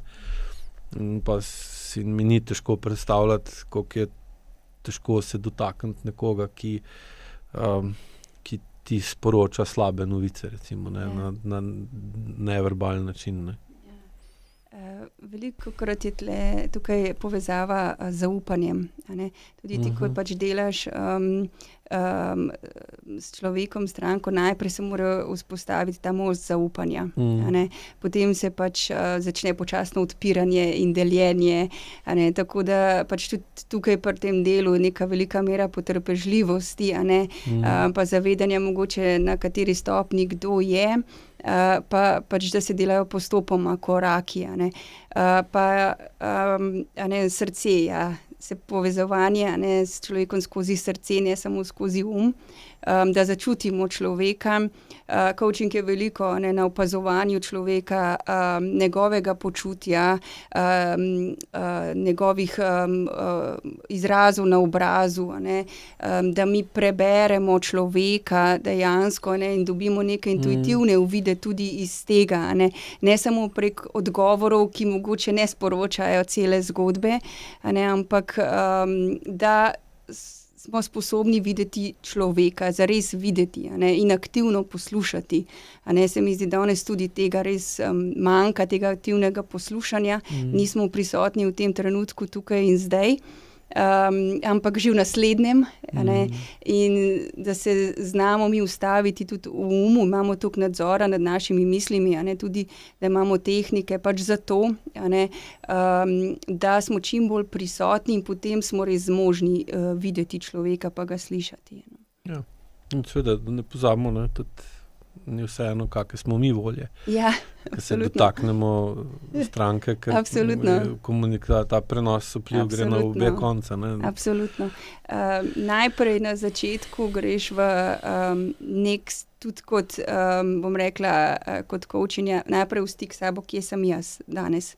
Kje sem jaz danes, a ne. Da veš, koliko lahko daš, a ne, ali pa če imaš kakšne omejitve, a ne, pri svojem počutju ali pa svoji življenjski situaciji. Tudi tukaj, bom rekla, tudi, bom rekla, mame pa, ki se obračajo na mene, a ne, med njimi je veliko takih, ki pomagajo drugim, v takšni ali pa drugačni vlogi, a ne. In morajo imeti tudi dobre meje pri empatiji, pri svojem delu, da jih to ne posrka notri, a ne. Ker potem tudi nosijo ta stres domov, tudi vpliva to na odnose, a ne. Tako da to ni enostavno delo, a ne, to je delo s sočutjem z pač človekom, ne s strojem, a ne. To je ta pač druga plat današnje družbe in ampak da tudi pač mi, ki pomagamo drugim, da znamo poskrbeti tudi zase, a ne. Pa danes je veliko teh nekih vlog, a ne, in smo obremenjeni z nastopanjem v vseh, da včasih si tudi, bom rekla, zadihamo in rečemo, dovolj smo, a ne, ogromne so zahteve, ogromna so pričakovanja. Ameriški filmi naredijo svoje, kakšne naj bi bile veze, s čim manj truda in ogromno romantike, a ne. Kar je pač popačena slika, a ne, ponavadi je obratno, a ne, razmerje. Tako da pač pa da si včasih tudi pohvalimo sebe, a ne, ne samo ves čas rastemo in delamo na sebi, ampak tudi pohvalimo že za vse, kar smo naredili, pa kje smo, pa da smo se sploh odločili za spremembo, a ne. Jaz rečem vsaki mami kapo dol. Pri vsem, kar imaš, a ne, zmoreš še to. A ne, moja čustva. Ker pač ni enostavno, a ne. Ni enostavno, ampak s pravo pomočjo pa vztrajnosti. Dobro občutila, ne, v preteklosti. Ja. In kako pomagaš ljudem, oziroma staršem ali pa partnerjem povezati pa razumeti prepletenost med starševstvom, partnerstvom pa osebnimi potrebami? Se mi zdi, da tukaj gre za sprejemanje nekih kompromisov.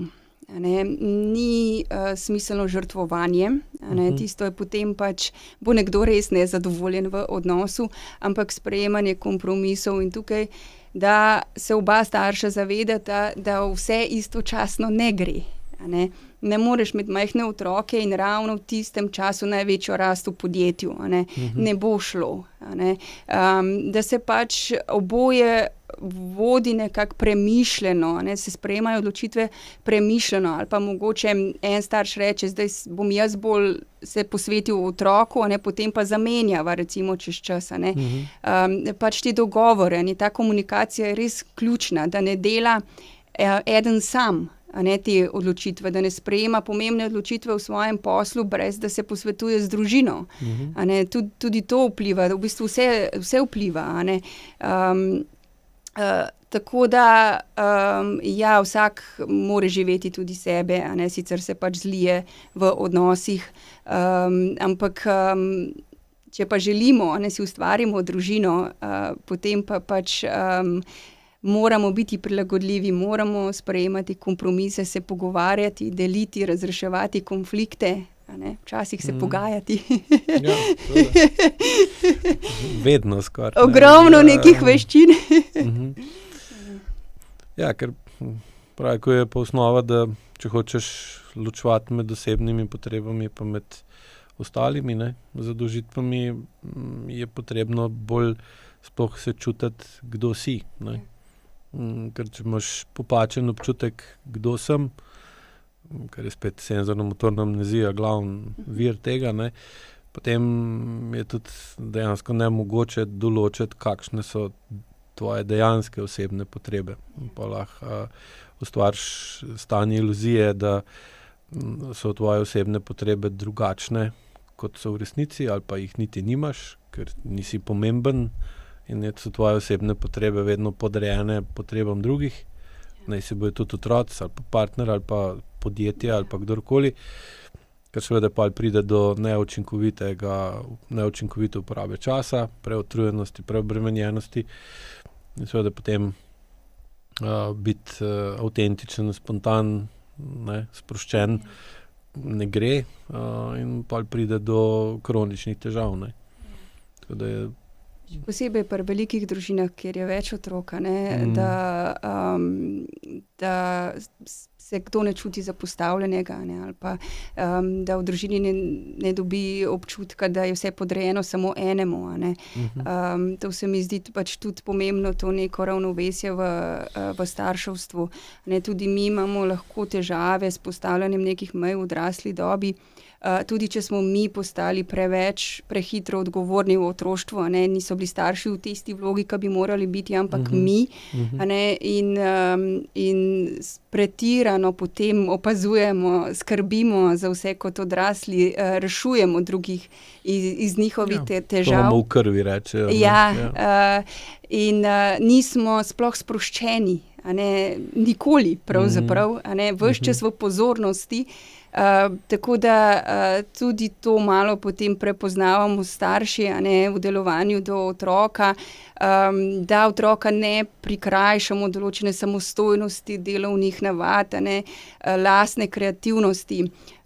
Tudi moji punčki prideta do mene, pa želita, da jaz nekaj naredim. In zdaj, če je to nekaj novega, kar vem, da še ne znata, pokažem. Sicer pa vrnem to nazaj, rečem, a se spomnite, ko ste to že naredili, kako pa sta to naredili? In dejansko, da naredita potem to sami. In potem sta zadovoljni, ker imajo uspelo. Velikrat pa mi takrat, daj, ti pomagam, daj, ali pa naredim celo namesto tebe. In prikrajšamo v bistvu otroka, za razvoj nekih lastnih veščin pri tem. Tako da tudi na to potem smo malo pozorni, ko delamo, kako mi funkcioniramo v odnosu z otrokom. A ga znamo polnomočiti, pohvaliti. Včasih me še vedno zaboli, ko slišim kakšnega starša, ki je v javnosti, ki se dere nad otrokom ali pa mu reče, ti si neumen. To so res težke besede za samozavest otroka. In imam veliko razumevanja tudi do starša, da je verjetno to sam poslušal, ampak hkrati gre za sprejemanje odgovornosti, da mi ne delujemo na enak način, da lahko to spremenimo, pa pač otroku res zadovoljimo tiste temeljne potrebe. Ja. Kako pa povezuješ stres s takim vedenjem? Ko si zdaj ga opisovala, bi rekla, da je tak starš sproščen, ko govori otroku take stvari, ali da je kronično pod stresom? Ja, sigurno je pod stresom, oziroma mogoče pa nima pravih orodij, kako z otrokom v tistem trenutku tudi postopati. In potem pač postopa najbolje, kakor pač zna, oziroma še dodaten stres si naloži, ker zgubi živce nad otrokom. Tako da tukaj so potem tudi, delamo malo v kombinaciji z otrokom, kaj pravzaprav otrok potrebuje od nas v tistem trenutku in kako se pač mi odzivamo v taki situaciji. Ker se da, in počasih mislimo, da se ne da drugače, da pač zavpiješ zato, da dosežeš nekaj. Je pa ponavadi ravno obratno. Tistega tona glasu otrok ne sliši, oziroma mogoče bo nekaj naredil pod prisilo potem, pa ne bo zadovoljen. Tako da mi na drugačne, bolj subtilne načine potem, bom rekla, rešujemo take situacije. Tako da so rešitve, so orodja, so tehnike, so načini komunikacije, ki jih pač potem uporabljaš v odnosu z otrokom. In pa spuščanje lastnega stresa. Stres je, jaz to vedno gledam kot na kad, to kad polnimo. In zdaj mi kontroliramo, koliko vode bomo spustili v to kad, koliko stresa. Ja. Tudi če dobimo v službi preveč opravil, potem se pa pač naučimo asertivne komunikacije in sporočamo sebe, da več kot to ne moremo. In lahko pač nadzorujemo, recimo, pa saj v večji meri, koliko, kdaj zapremo mi to pipo, da ne gre čez. Mi zavestno sprejemamo odločitve za naše življenje, koliko stresa, koliko strank bomo vzeli, koliko naročil bomo sprejeli. To se lahko mi odločamo. In s tem tudi nadzorujemo količino našega stresa. In tretji del je pa pač spuščanje, kaj odmašimo. Zdaj, kako mi spuščamo ta stres. To je pa tisto, da imamo potem tehnike, odvisno kakšne vrste stresa, a je mentalni, a je čustveni, da pač potem ga tudi vsakodnevno spuščamo skozi prakse. Ja, ta stres je večna težava. Prej, ko si rekel, ko zakričiš nad otrokom, ali pa to dejansko poskušaš prihraniti čas. Ja. V krajšem času z večjo energijo, ki jo daješ v njega, poskušaš dopovedati nekaj, kar bi, če bi hotel to na bolj primeren način skomunicirati, bi porabil več časa. Zdaj, če ga nimaš, se pravi, da si pod stresom, je pa zelo težko, ali pa dejansko nemogoče, ker, ali pa tudi, če si vzameš čas za otroka, pa mu to razložiš, ti pa zmanjkuje časa nekje drugje. In se pa tam pod stresom, pa mogoče, ker si ti vzel več časa, da si otroku razložil, se pa zdereš pa nad, šoferja druga, ali pa podrejenega, ali pa sodelavca, in se pa ta pomanjkanje časa kot domino efekt širi naokrog. Enkrat v eno smer, drugič v drugo. Pa te recimo sodelavc ti asertivno pove, da se ne moreš na njega dreti, in pa rečeš, ok, tukaj se ne morem dreti, pa soš pa doma, ali pa na psa, ali pa pač na nekoga, ali boš pa napisal na forum nek tak komentar, ki se boš v bistvu z velikim črkam drl na nekoga, čeprav niti ne veš, kdo ta oseba je. Sam se sprazneš, da ti je lažje. Tudi asertivna komunikacija je tudi v družini. Ja, skozi je. Ja, tako da tudi tam nam pomaga, da pa ni treba vsak problem reševati takoj. Tudi to je, tudi mogoče bi vse radi na mestu rešili, mogoče kasneje, ko se umirimo, pa se pogovorimo, pa razkadimo oblake, ki so se zgodili, pa da večkrat gremo iz te sodbe, joj, kakšen je moj otrok, ali pa kaj zdaj počne, ali pa partner, da gremo v radovednost. Zakaj je tako, zakaj se to dogaja. Že to je tisto prvo polnomočeno vprašanje, ki nas potegne iz neke sodbe v drugačno gledanje situacije. Ja, ko si zdaj to razlagal, sem se spomnil ene ameriška nadaljevanka je True Detective, ki ta igra, mislim, Judy Foster in skozi, ona je v bistvu neke šerifi ali pa vodja policijske postaje, nek Varnaljaski in ima skozi mantro, da je pomembno postaviti pravo vprašanje. Ker če pravo vprašanje postavi zakaj, je verjetnost, da boš tudi pol doumel za to, pa ker, veliko večja in vedno svojega namestnika sekira ask the right questions, in skozi to trajba in pol razmišljaš, sej, ogromen časa ti prehrani to, samo moraš pa pol tudi ti imeti čas, da sploh lahko oblikuješ pravo vprašanje, in če ga nimaš, pol tudi ne moreš pravo vprašanje postaviti, Ja. Pa tudi pri podajanju povratne informacije našega mnenja velikokrat začnemo s ti. Ne začnimo s ti. Jaz, Jaz, kako se jaz počutim, tako da obrnemo na sebe, kako se v določeni situaciji mi počutimo. In potem nam je druga oseba tudi veliko bolj pripravljena prisluhniti, kot pa s tistimi, ti si tak, pa ti si tako nekaj počneš. Nihče ne mara tega poslušati, sploh ne na začetku, tako da začnemo pač iz lastne perspektive. Ja. In da zdaj za zadnje vprašanje še se dotakneva vloge komunikacije v odnosih.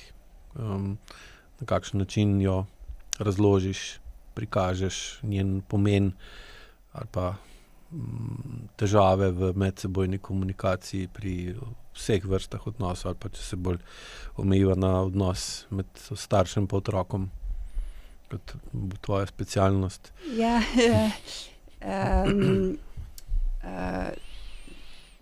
karkoli mi želimo doseči od otroka, bom rekla, neko obnašanje, ravnanje, vedno gre to z roko v roki z gradnjo odnosa z otrokom.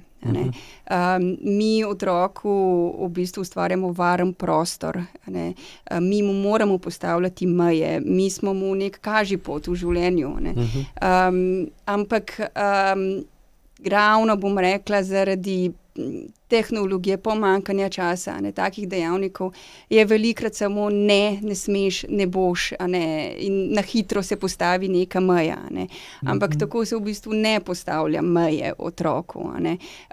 Otrok mora dobiti tudi razlago, zakaj ne, da razume, zakaj ne. Ne zato, ker sem jaz starš, pa sem tako rekel, ampak da usvoji neko razumevanje situacije in potem kasneje v podobni situaciji v bistvu nam niti ne bo potrebno postaviti meje, ker jo otrok že razume, zakaj je tam. Na drugi strani pa nas bo upošteval in spoštoval, če bomo gradili odnos z njim. Zdaj, če bomo mi na telefonu, otrok na telefonu, ne gradimo odnosa z otrokom. Če bomo preživljali čas z otrokom, se pogovarjali z njim, lahko namensko damo ta čas v dan. Recimo, ko prideta punčki iz šole, gresta ločeno počivati, ker sicer sta ves čas skupaj, in jaz se z vsaki saj, bom rekla, odvisno od tega, koliko potrebujete, ločeno pogovorim, kaj se je zgodilo v šoli, ali se je treba o čem pogovoriti, bi kaj želela, in se malo pocrkljamo. In ni potrebno veliko časa za tisti stik z otrokom, da ga začutimo, kako se počuti, in to sem pač dala kot v navado. To je postala navada, one dve sta navajeni na to, in takrat dobita. Tudi če mogoče tekom dneva, ki drugje ne morem dati, saj takrat to dobita. Tako da res lahko tudi tukaj z neko organizacijo časa mi uvedemo te stvari v naše življenje. To gradnjo odnosa z otrokom, pa na drugi pač to neko polnomočeno komunikacijo, ker današnji otroci so močni otroci, a ne. In velikokrat tudi že povozijo starše, a ne. Tudi s tem napredkom tehnologije, količine informacij, a ne, starši ne dohajajo več, a ne. Tako da pač so to generacije tudi, ki potrebujejo močne meje, a ne. In pa nek dober zgled, a ne. Tako da, ja, gradnja odnosov, pogovori, namenski čas, na tak način, a ne. Saj nekaj časa gre lahko brez tega, a ne, so obdobja, ki so bolj zahtevna, a ne, ampak da ni to, pa bom rekla, ta odtujenost, da to ne postane merilo, a ne, v našem življenju oziroma kako mi živimo naše življenje, potem pa, a ne, so to že problemi v odnosih. Ja, ker jasna komunikacija je tisti najmočnejši vir vpliva na sedanjost, ki ga imamo. Da lahko ne ponavljamo napak iz preteklosti in s tem v bistvu ustvarimo drugačno prihodnost, ne. Bi želela še na koncu kaj dodati? Mogoče spodbuditi k osebni spremembi, k uporabljanju metod, AIKU metode, coaching metode, kakršnakoli podpora, pomoč. Tudi sama, tudi meni ne bi uspelo brez tega narediti določenih premikov v življenju, ne, tako da vem, kako dragoceno pač to je. Pa da je pomembno, da imamo na tej poti ob sebi tudi ljudi, ki nas spodbujajo pri tem, a ne, ki nam vlivajo pogum, ki nam kažejo, kaj je mogoče, a ne. Tako da kar pogumno, a ne, na pot spremembe, pa potem ta pogum tudi prenašati na naše otroke, a ne, to so bodoči vodje potem družin in različnih situacij, a ne, tako da bojo tudi oni znali peljati to družbo naprej v pravo smer. Ja, zelo lepa misel in tudi nujno potrebna sprememba, ki jo že dosegamo, pa še bolj jo bomo morali, ne. Jaz bi pa tudi gledalcem zahvalil za njihovo pozornost, da so naju poslušali, da so videli, da so lahko sicer rahlo različni načini, ki pa, če so pošteni, resnicoljubni in odgovorni, omogočajo spremembe na bolje. In jasno, mislim, da smo dostikrat poudarila danes, da pri spremembah je vedno odpor. Zato je za spremembo potrebna volja, zato je za spremembo potreben čas, konsistentnost in sposobnost soočanja s samim sabo, kakršenkoli pa si, ter v bistvu razumevanja, iz kje izhajaš, iz kje izviraš in zakaj si takšen, kot si, ker je na določenih področjih življenja si lahko zadovoljen, da si tak, ne, na določenih pa ne, ne. In zdaj tiste, na katerih si zadovoljen, ohranjaš, povečuješ, na tistih, na katerih nisi, pa sistematično delaš na njihovem izboljšanju, spremembi in postaješ celostno vedno boljša oseba, kar je pa koristno ne samo za tebe, ampak tudi za vse okrog tebe, še posebej partnerja, otroke, ki jim potem lahko pokažeš skozi lastno prakso, da ni treba, da nisi obsojen ponavljati nekega vedenja, ki je bil posledica nekih drugih časov, in da lahko tudi vplivaš na vedenje, ki ga ima zdaj, ki je pa spet skupek posledic nekih drugih časov in sedanjega časa, ne. Hvala lepa za povabilo. Ja, hvala, da si se odzvala. Vam gledalci pa lep vikend in srečno.